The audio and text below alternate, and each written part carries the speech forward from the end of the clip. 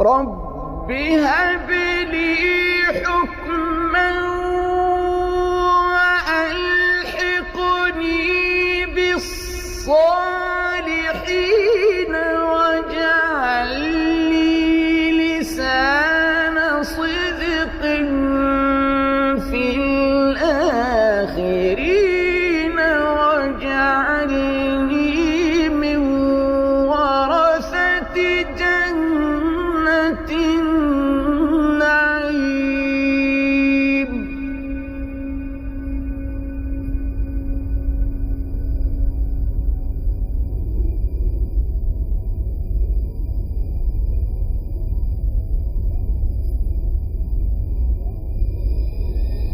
واغفر لأبي